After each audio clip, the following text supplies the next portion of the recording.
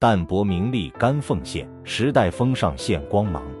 朋友们，大家好，我从第72集开始为大家讲述八卦掌历史发展中的重大事件，为董海川先师敬献墓碑，到今天整整10集，但是还有许多动人的故事没有讲完，容我慢慢的道来。40多年前，在那样一个经济匮乏、思想相对保守的年代，在民间一群普通的八卦掌传人，凭借着对传统武术的热爱和满腔热忱，做出了一件了不起的事情。他们用真情编织出一幅动人的画卷，让我们今天回忆仍唏嘘不止，感慨万千。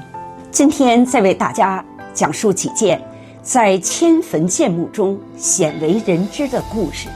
第一件事是自家木材做棺木。在我小的时候，离家不远的地方还有棺材铺，那时路过棺材铺都有意的绕着走，心中多少有些发怵。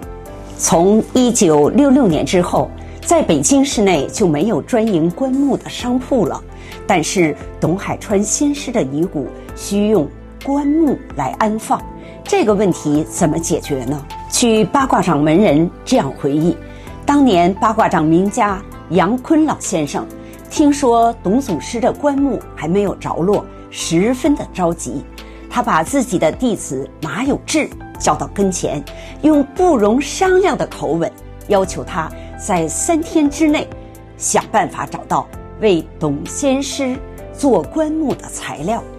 在当时计划经济的条件下，物资是极度的匮乏，马有志老师四处联络木料木工，但是都没有着落，他万分的着急。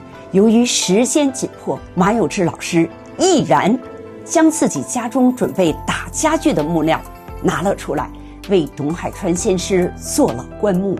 现在的年轻人可能都很难理解，因为现在似乎有钱什么都可以买到，但是当时钱可不是万能的。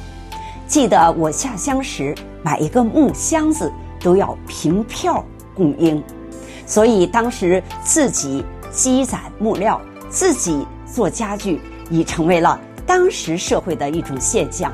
马有志老师无私奉献，拿出了自己家的木料，又去找北京灯泡2厂的木工师傅李华为董先师制作棺木。但是李华师傅白天工作忙，只能连夜加班，无偿的为董先师制作了棺木。棺木打好以后，就存放在了北草场14号迁坟筹建委员会。记得姐姐回家一进门还吓了一大跳。第二件鲜为人知的故事是公墓深夜卸水泥。由于建墓的资金紧张，李子明先生千方百计地节省开支，所用材料尽量托人买到那些又便宜又好的。当时子明先生的4女儿在北京卢沟桥构建厂工作，所以子明先生让女儿帮助在厂里买30袋水泥。当年子明先生的爱婿因心脏病正在家中休养，您看，就是照片中的这位英俊的年轻人张玉忠。他的为人就像他的名字一样，既纯净又忠诚，深受李老喜爱。当他听说岳父要到卢沟桥去拉水泥，二话不说带病前往。在构件厂开了票交了钱，只能自己装车。据李老的女儿回忆说，看丈夫只装了几袋就面色苍白，十分的吃力，看着特别的心疼。好不容易装好车，等李老的女儿下班一起运往万安公墓。可不巧的是，车子刚开出不远就坏在了半路上。当时没有手机，没有电话，只能跑回厂里去救援。厂里保卫科的干部聂文听说后，二话不说又派出了救援车，这样把水泥2次倒在了救援车上，才运往万安公墓。车子开到万安公墓，天全黑了下来。那时万安公墓全是土路，也没有修得像今天这么好，小路上也没有灯，墓地里一片静寂，不时的还发出什么动物的叫声，特别的瘆人。李老的女儿不由得抓住同志的衣角说：“我有点害怕。”同事说：“小李，别怕，没事的。”就这样，3个人摸黑在墓地卸了一车的水泥。当他们开车返回家中，已是半夜。